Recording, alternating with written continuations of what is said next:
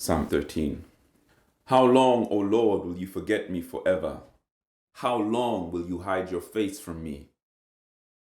How long must I take counsel in my soul and have sorrow in my heart all the day? How long shall my enemy be exalted over me? Consider and answer me, O Lord my God.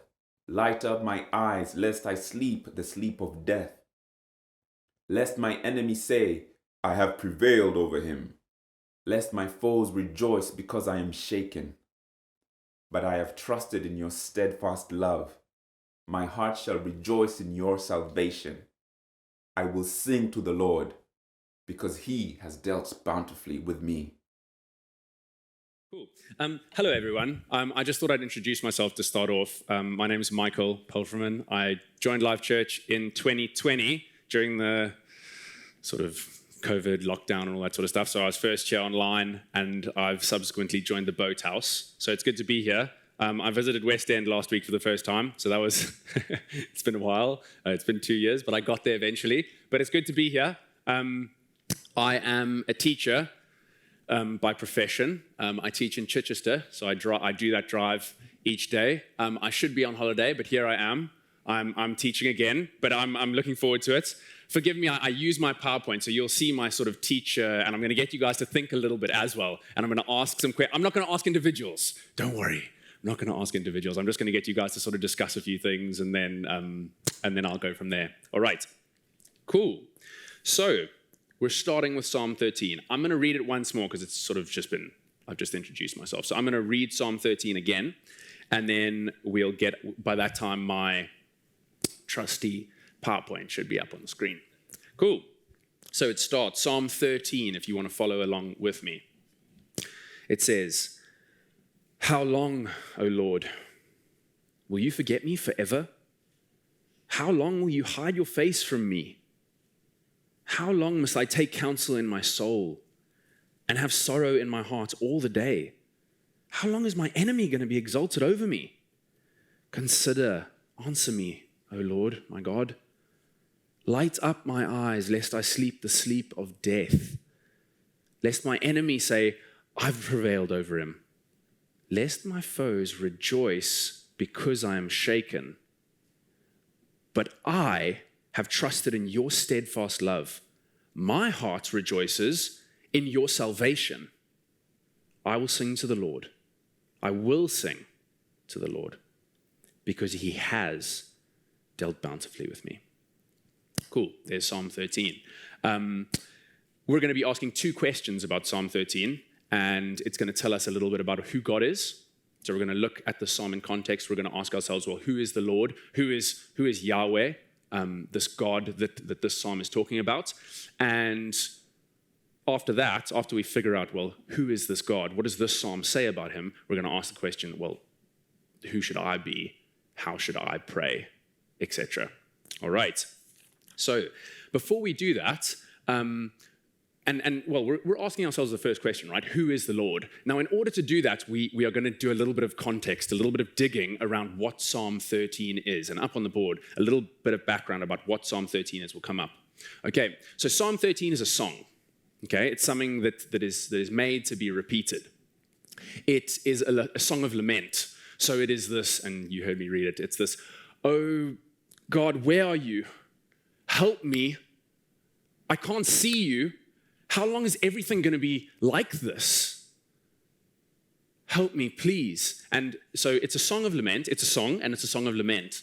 It's also a song to a God called Yahweh. And I've put that in because it's from the ancient Near East. It comes out of a context. It comes out of the ancient Near East. And this is far from the only lament. The book of Psalms is not the only book of songs to the different gods. This just happens to be to the God called Yahweh. There are many different laments to different kings, different gods in the ancient Near East. And you'll see in Psalm 13 that actually this is fairly similar to a lot of the stuff that we see coming out of the ancient Near East. And so I want to dig through those similarities to try and establish, well, what can we take out about who Yahweh is? So in order to sort of illustrate these similarities, I'm going to get 4 passages up on the board. All right? And I'm going to read through these with you. So the first one, it says, Thou treadest in the high heavens. Lofty is thy place. Thou art great in the lower world. There is none like thee. Second one goes, the living creatures, all of them thou shepherdest. So the shepherd. Thou art the protector of those above and below. O mighty God, to whom there is no rival, in the assembly of great gods, God among all gods, thou excellest. It all sounds very familiar, right? The shepherd, the God above gods, the excelling. And then the last one, for great is God, and to be praised exceedingly, terrible is he above all gods. Now, one of those passages is from the Bible. The other three are from other psalms to other gods that come out of the ancient Near East. So you can kind of see the similarities. I want you guys to take 30 seconds, discuss which one of these do you think is from the Bible? Discuss it. Discuss it with the person next to you. Which one of these do you think is from the Bible?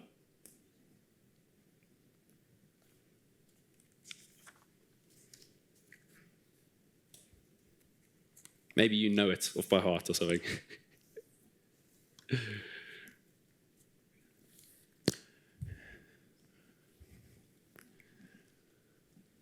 10 more seconds.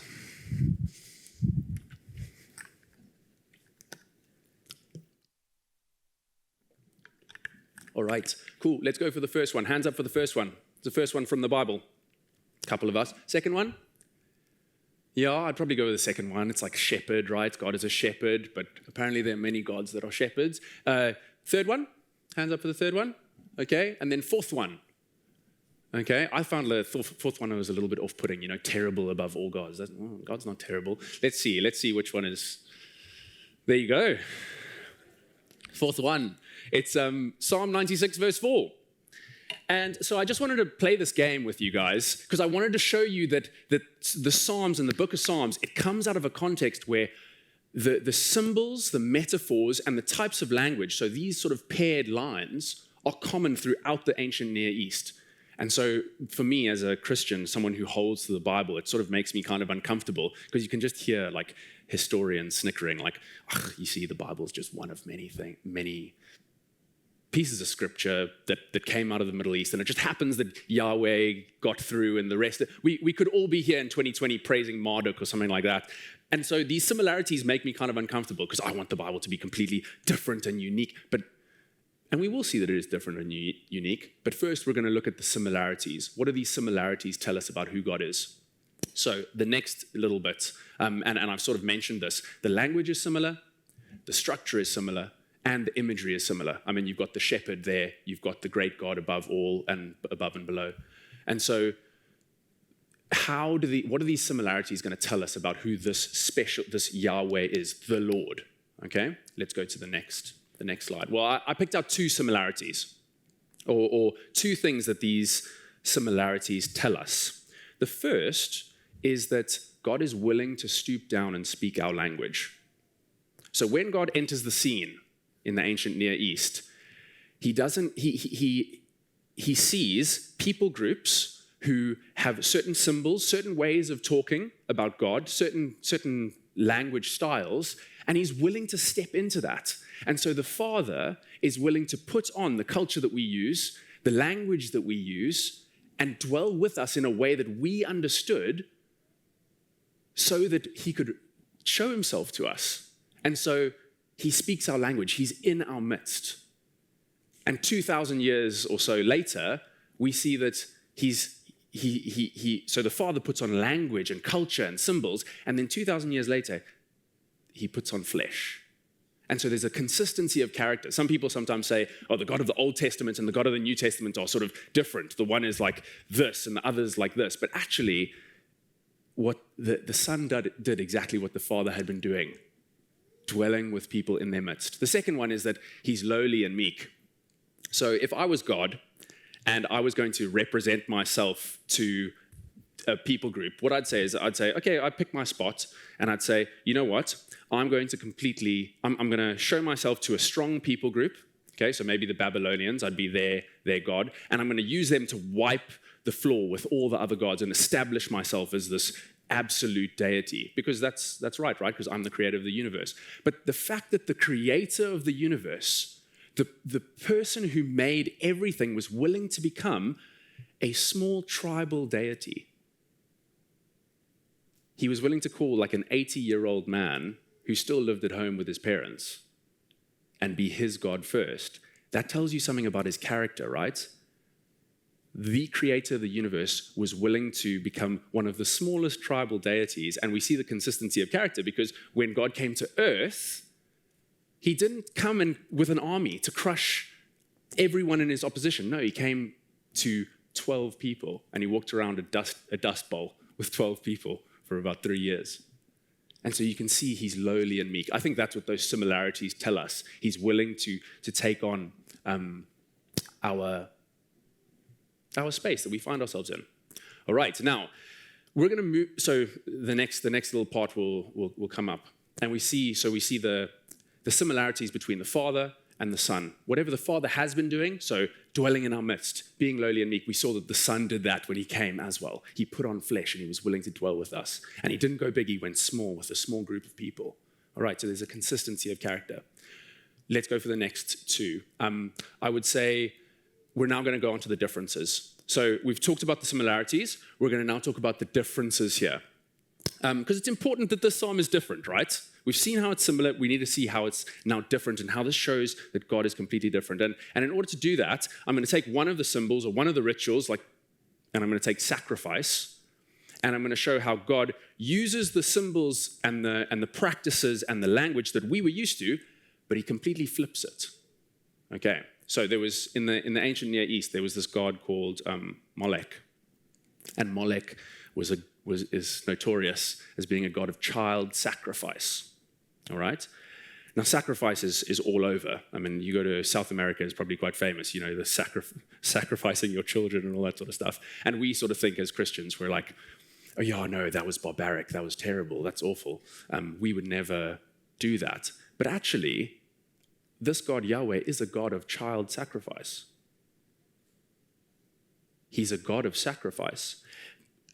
What normally happened was that human beings, what they would do to bridge the gap between themselves and God, to cover their sins, to earn favor with God, they would sacrifice.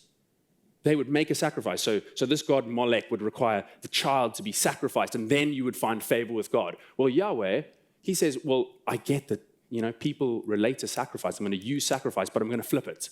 Now God sacrifices his child so that we can be in relationship with him. Do you guys see how God uses that ritual of sacrifice but actually flips it around? Do you see that? And so he's constantly speaking our language, but he's flipping things to show who he is. All right. Now, we're going to move forward and we're going to go into a little bit more of these differences. So Psalm 13 should come up on the board. Okay, and what I've done is I've split it into 3 sections. You can see that it starts with a complaint. Okay, it starts with how long, it then goes on to petition, all right, and then ends with praise, all right. So, how long, O Lord? This complaint, it starts straight off the bat. How long, O Lord, will you forget me forever? How long are you going to hide your face from me? How long must I take counsel in my soul and have sorrow in my heart all the day? How long is my enemy going to be exalted over me? Let's contrast this to another psalm, a psalm to Ishtar, one of the gods of the ancient Near East. Now, you don't need to read the entire thing, but I will start with just some of the top, so you can just listen to me. It starts, and it's also a lament. These are both laments. They're both complaints. They're both calling out to God, but see how the psalm to Ishtar starts. It says, I pray to thee, O Lady of Ladies, Goddess of Goddesses, O Ishtar, Queen of all the peoples who guides mankind aright. O mighty of princesses, exalted is thy name. Thou indeed art the light of heaven and earth. O Lady, glorious is thy greatness. Over all gods it is exalted. What do you think the differences between these two psalms, these two instances where there's a crying out to a God, what do you think these tell you about the nature of the two gods? So for Psalm 13, the psalmist can go straight in and say, God, where are you? How long am I going to be here? I can't see you. And this song or psalm to Ishtar where you need to come and say, you are great. You are most worthy. And then you make a complaint. What do you think that says? 30 seconds, discuss it amongst yourselves.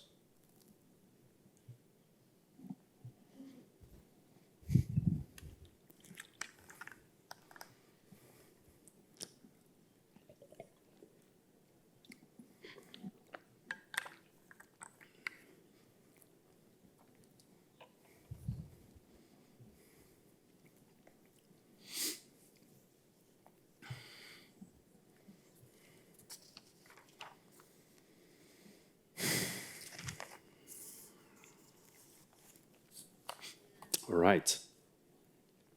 Cool, and I'm going to bring it in.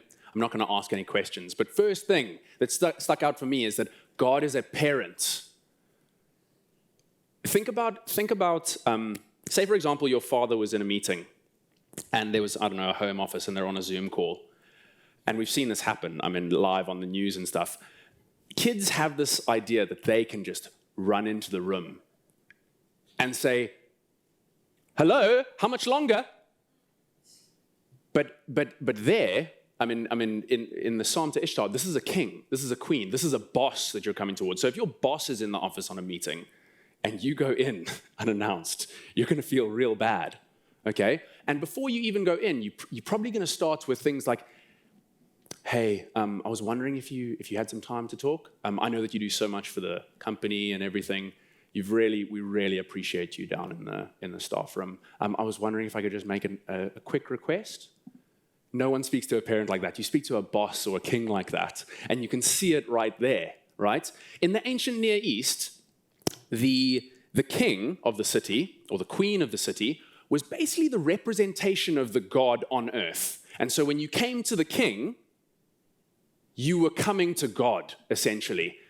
And so in the Psalm to Ishtar, you have to come and you have to kiss the feet, right?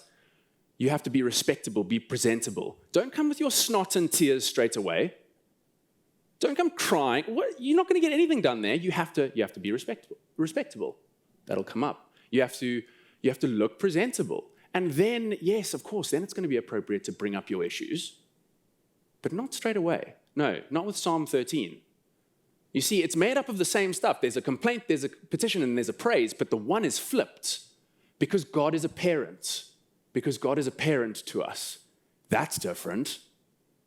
So structure same language, same thing, because God speaks to us, but he flips things around. We'll see at the end, and don't do the next slide just yet, but it ends here with, but I've trusted in your steadfast love. My heart shall rejoice in your salvation. I will sing to the Lord because he has dealt bountifully with me. It's on the back of honesty. It's on the back of an intimate relationship with God that you can end in a song of praise and trust. And in fact, he says, I will sing to the Lord. He's not even saying, I'm now singing to the Lord for all his goodness. He says, no, this is tough, but I know that one day I will be singing again. And why do I know that I will be singing again? Because he has dealt bountifully with me in the past. Contrast that to this psalm here, where you had to start with praise. You start with oh God, you are so great, this and that. This ends in insecurity. It's sort of like, hey, you are amazing, you are great, you are heaven, Lord above all, heaven on earth, whatever. Listen, please, I'm so troubled. Is there any chance you could make like this? Can you let your great mercy be upon me? So there's massive differences there. All right. So God flips. He speaks our language and he flips things around to show us who he is. All right. Let's move on. We're going to move on. So we've talked about what the similarities tell us about God, what the differences tell us about God, and now we're going to talk about, well, what does this mean for me? How should I be? All right.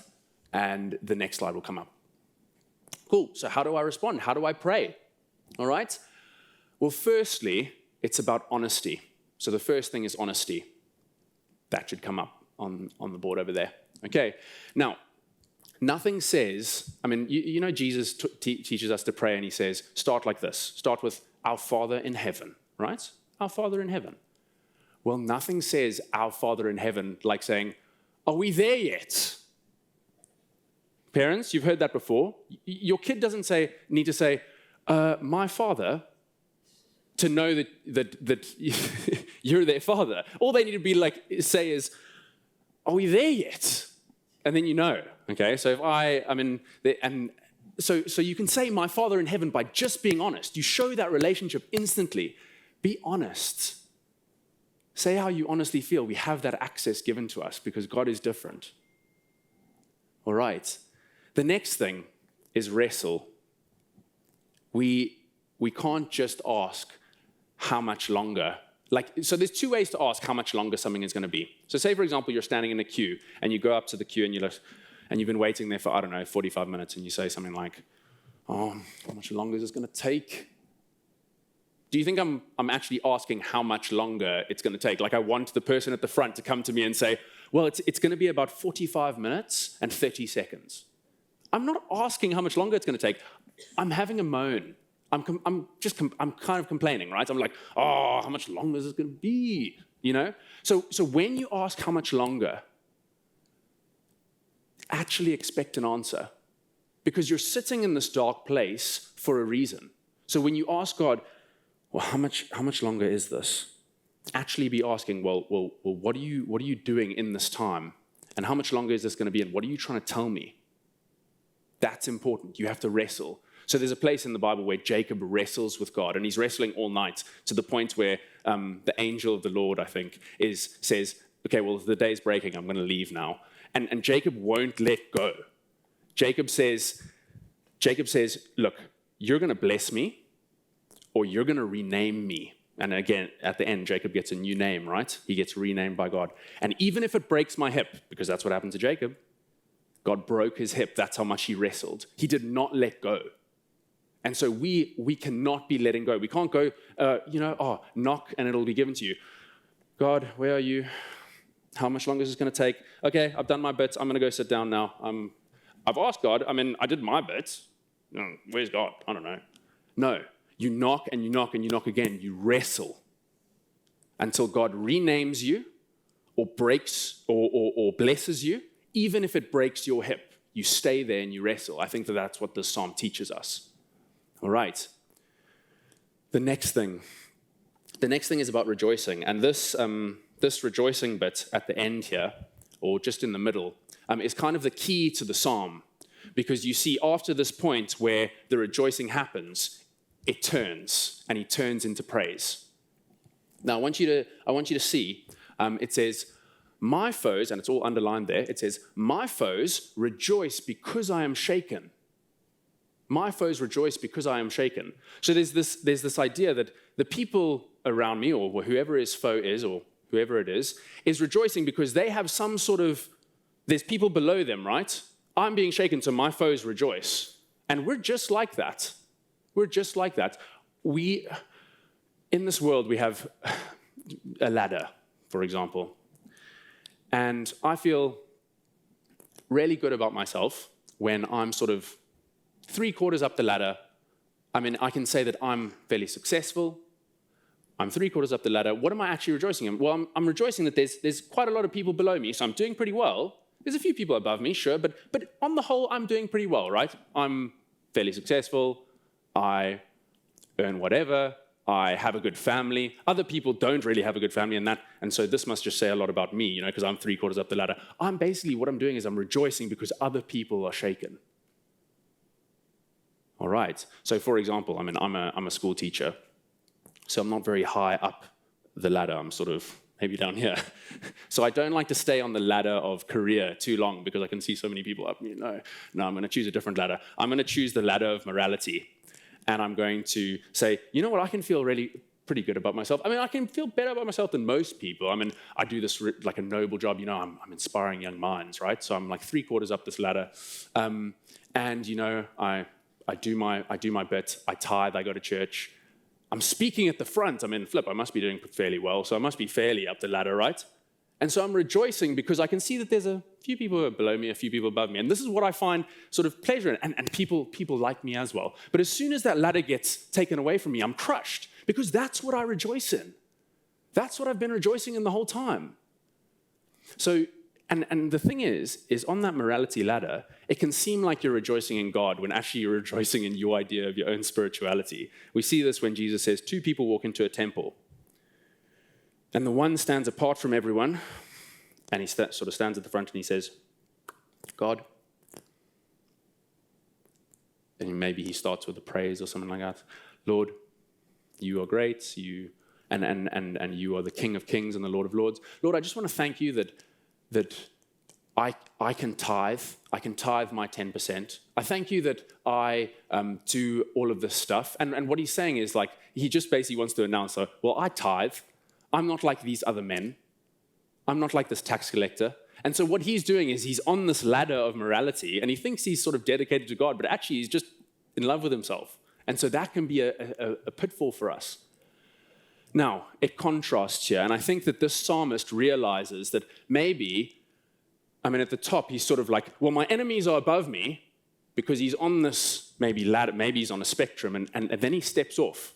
He stops rejoicing because other people are shaken, or despairing because he's shaken, and he says, he's not rejoicing because I'm shaken or other people are shaken. He is rejoicing in your salvation. He stepped off the ladder. And you can kind of see that he almost forgets about his problem. He finally says, I'm going to step off the ladder and I'm going to actually rely on something that is unshakable. It's not something that I'm constantly feeling insecure about, like, where am I on this? Who's above me? Who's below me? And he says, you know what? I'm actually going to trust in steadfast love. I'm going to rejoice in salvation, rather. And it enables him to zoom out. It enables the psalmist to zoom out and see this bigger picture, right? Because once you're off the ladder, once you push it off, you can zoom out, and now you can see, well, I know that I'll be singing to the Lord there because look how bountifully he's dealt with me. And I was so focused right here, but now I can step off. Look at that. Look where he's been the whole time. Surely I'm going to be singing again. Do you see that? Yeah? All right. So the last thing is rejoice, and then we can zoom out. See, he has dealt, and so I will sing. There's a sense in which he sort of pushes that out. So what have we learned? Let's go to the next slide. The first thing is that God is accessible. He is not a boss. He's a parent. You can say, how long, God? You can come straight with honesty, because that is like saying, our Father in heaven. It's just in different words. How do you show that God is a parent more than just saying, then screaming out constantly to him? That's what kids are always doing to their parents. They're just screaming out constantly at their parents. So you can do that. You can do that. You don't need to kiss any feet. We've been given access by Jesus, our older brother.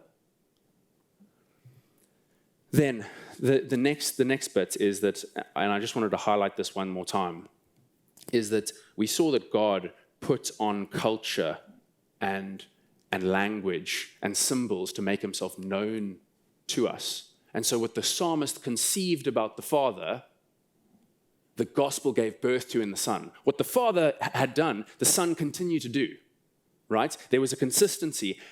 And so you've got the Father doing this in the Old Testament. We see that the psalmist conceives that. Then Jesus lives the life in the flesh, and now the Spirit lives in us, and we need to be going out and doing the same thing, right?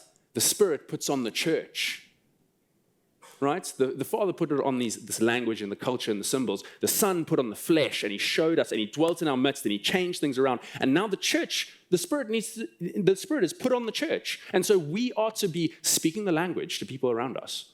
Speak their language. We need to be relatable. We're not those people who sort of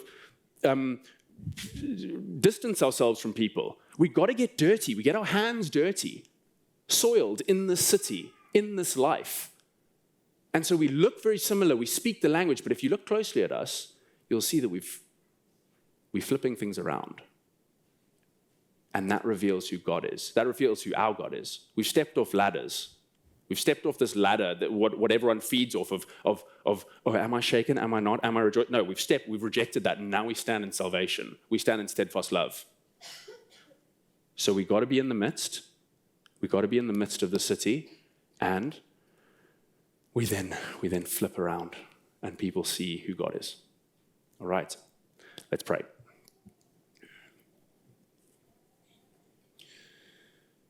Father, thank you that you spoke through the psalmist.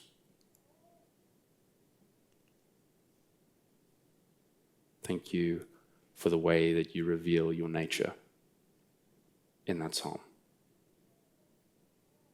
Thank you that it shows that we can have unhindered access to you.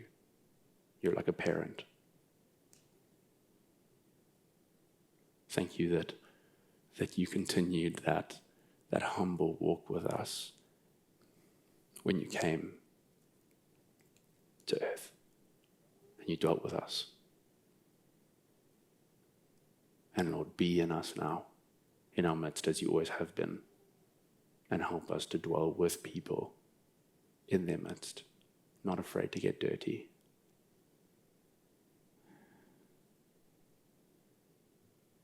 And help us to flip the culture. Help us to be so familiar, so comfortable, so ingrained within it, but then slowly be flipping expectations to show who you are and show a new way that people can follow and know you, the God of love, the God of all comfort, a parent, not a boss. Amen.